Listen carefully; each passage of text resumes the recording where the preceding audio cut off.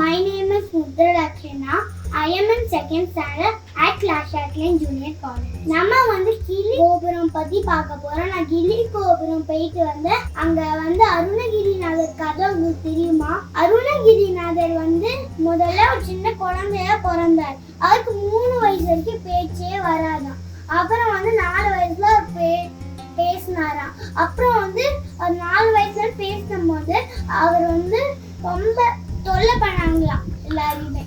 அப்புறம் வந்து இதெல்லாம் சேட்டையும் பண்ணிட்டு அவர் வந்து அவங்க வந்து ஃபேமிலியில அவனை தள்ளி விட்டாராம். அருணகிரிநாதர் வந்து கோபுரத்துக்கு குதிச்சாராம். ஆனா முருகர் வந்துட்டார்.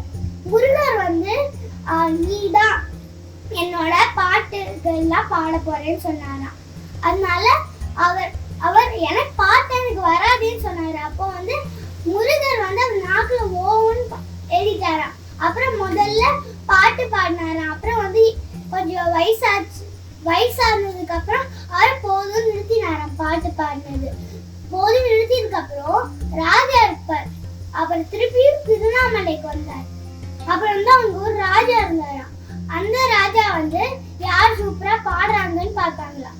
அருணகிரிநாதர் வந்து சூப்பரா பாடினாராம். அதனால அவருக்கு தான் நிறைய பவர்ஸ் இருக்குன்னு அவரை வந்து நீ ராஜாவுக்கு கண்ணு தெரியாம போயிடுச்சான். ஆனா நீ தான் வந்து பாரிஜாதம் பூவை எடுத்துட்டு வரணும்னு சொன்னாராம். சோ அவர் வந்து ஒரு கிளியை பார்த்தாராம்.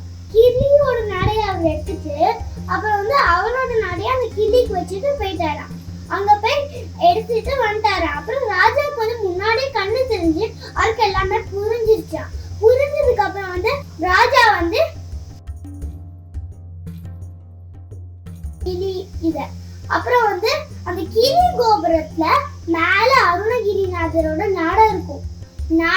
கிளிக்குள்ள அந்த நாடை இருக்கும். அது வந்து ரியல் கிளி. அது நீங்க திருவண்ணாமலையில இருக்கு. பாய்.